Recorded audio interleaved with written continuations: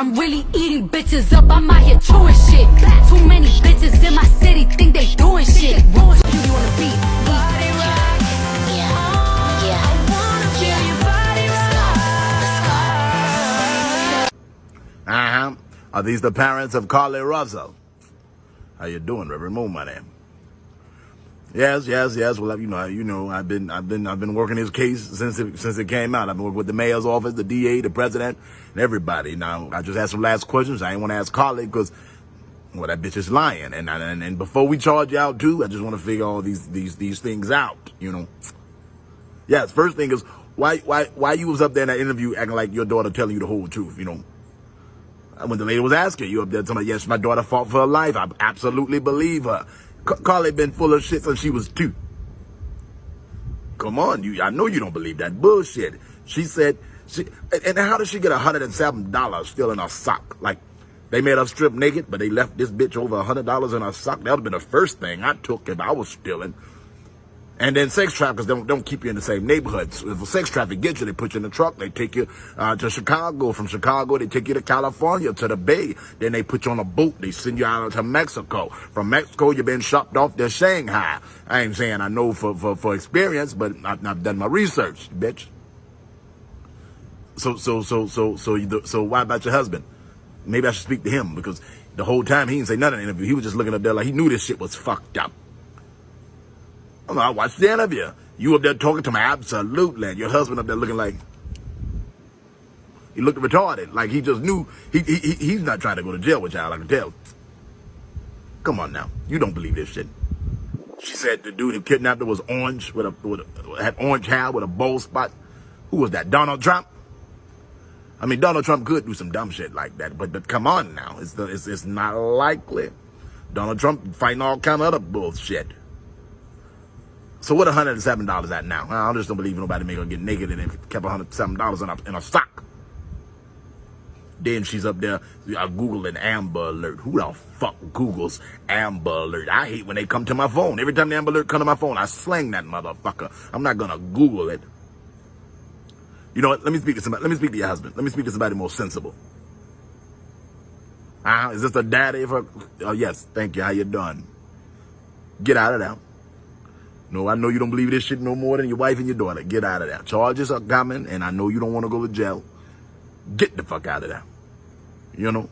So the Hoover police finally broke their silence in the Carlee Russell case yesterday, and holy shit did they drop bomb after bomb. But first, we need to talk about the version of events that Russell told detectives. They're going like this, right? When she gets out of her car to approach the toddler, a man comes out of the trees and mumbles that he was checking on the baby. The man then picks her up and she screams, dropping her phone, with him then forcing her to go over a fence and into a car, and eventually she's in the trailer of an 18-wheeler. And there, she hears the voice of a woman alongside the man as well as a baby crying, with her abductors blindfolding her, but notably not tying her up because they don't want to leave impression marks on her wrist. But then the police's story here is a little different, and it actually begins in the days leading up to Russell's disappearance with her internet search history. Because 2 days before the incident, she reportedly searches, do you have to pay for an Amber Alert? Then at 1 a.m. on the day that she went missing, she searches how to take money from a register without being caught. And then an hour later, she searches Birmingham bus station, and shortly after that, one-way ticket from Birmingham to Nashville. But there's also this one really strange detail about the call, and it's not in the audio, because the police say that data from her phone shows that she traveled roughly 600 yards or some 1,800 feet during the call. So assuming she was following the child that whole time, this barefoot toddler would have had to run the length of 6 football fields in less than 3 minutes.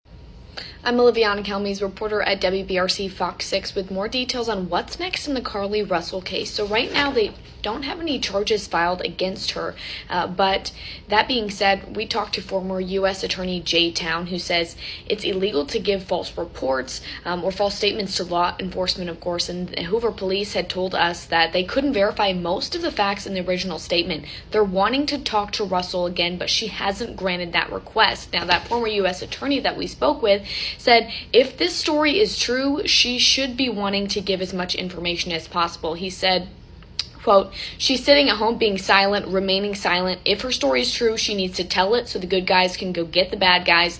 If her story is not true, I can understand why she's not talking to law enforcement. She probably needs to talk to a lawyer. Now, Hoover police hasn't given us any updates today, but they say they're continuing to investigate the case until they have all the details for those 49 hours that she was missing. Did you guys hear that allegedly Carlee Russell has faked her own abductions before? Okay, so this girl right here, her name's Ashanti. She is from the area, and she has a show called Ashanti After 9. So she did a live yesterday, and she shared screenshots that she received from Carlee's friends. Now, she points out, and I'm going to repeat, that these are all allegedly. None of this has been proven, but she did get these texts from Carlee's friends, so here's one of them. Apparently, Carlee was dealing with someone named Jay to keep his identity private, all while still trying to break things off with her ex, Tamar Simmons. Jay expressed that he really didn't want to be involved in the relationship or be that guy, so he created a distance between himself and Carlee. Boom, there is another mystery man that all of her friends don't know of, just a few. She was dealing with him also while trying to break things off with Tamar. Supposedly, Tuesday night, she finally admitted to Tamar that she had feelings and was in love with somebody else. That is when things get fuzzy about her abduction. Apparently, Carlee has pulled this stunt multiple times. It just has never been this elaborate. Now, I don't care if she had multiple men in her life. Who am I to judge when it comes to that? But if she has attempted this abduction stunt several times, then that's some bullshit. And I really hope that the Hoover PD steps up and does something about this and holds her accountable. Or you know what? It's going to keep happening. Anyway, you can go onto her Facebook page to view the entire live. And I don't know if you guys saw this or not, but her boyfriend, this Tomar guy, not only deleted his post they made the other day, his whole account is gone. What do you want, man? Who baby is this? What do you want? Who baby is this and where you been? It's been 2 days and you gonna pop up with a baby? What you talking about, man? You tripping? You ain't even let me explain, man. Explain. Go ahead. What do you gotta say? Man, shut your dumb ass up, man. Look, I got kidnapped, man. I got kidnapped. I was trying to do something good.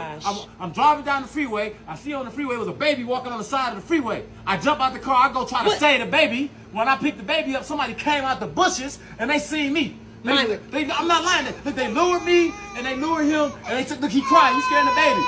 You know what? They No. lured us into the bushes and they was giving me and the baby cheese crackers and stuff like that. And when they gave us cheese crackers, and they walked away, he fell asleep. I hopped the gate and I got away with the baby and I brought the baby to us so that we can make the baby be in a better home. You didn't scare the goddamn old baby. Myron, you do know that that's the Carlee lady whole little thing, right? You lying. I don't know who baby this is. I don't know what woman you dealing with, but you need to take that baby, them crackers, and that story, and go about your motherfucking business for real. Go somewhere. I'm not trying to hear that. I don't care. The receipt for what, Myron? For the semi-truck? Exactly. Get out of here. Carlee Russell's ex-boyfriend posted about how that he wanted to thank God that she was found. He even called her his girlfriend. Ever since the press conference earlier today by the Hoover Police Department, he has since deleted this post and any other post connecting him and Carlee together. He said in this post he's seen all the false allegations and assumptions about him having something to do with her abduction, and it was discouraging for him at times. He goes on to say that she was kidnapped and she fought for her life. Some people are saying this is her ex-boyfriend. I'm not really sure. I just know that at the time that he posted this when she was found, he did call her his girlfriend, but I'm pretty sure they're not together. This whole case is really confusing. I just wanted to bring up this point. I thought it was very odd that he made that post, and then when the press conference and all the information came out, he took and deleted everything that had connections between him and Carlee.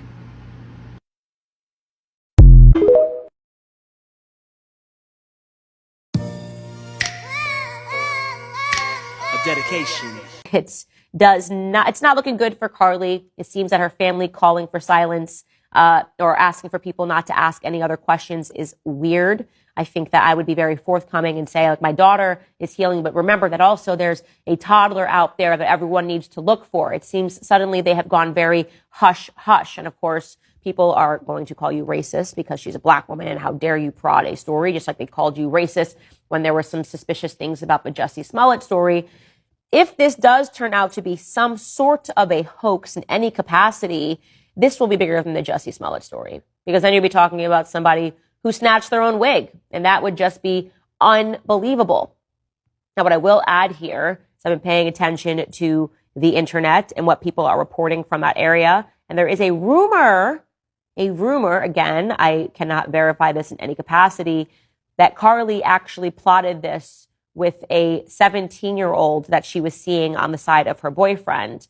and that she escaped with him out of the car, but he was also in the vehicle with her, and that the story is her parents are super strict and that her and him were together sort of on the run for 48 hours. Now, again, I don't know if this is going to be some lover's triangle, but what I am saying is that just using my brain here, it doesn't sound like there was actually a toddler that lured her off of the road. So either she had some sort of a mental break, which in my view would be the best case scenario, or she plotted this entire thing. For what reason, we don't know. But the rumors on the internet is that she was seeing a 17-year-old and she wanted to get away with him. So we are paying attention to the story. It's all I can pay attention to right now. I am just obsessed with it falling apart. One leg in, one leg out, other leg in, other leg out. Ass up, lock his ass up. You're going to jail. You're going to jail.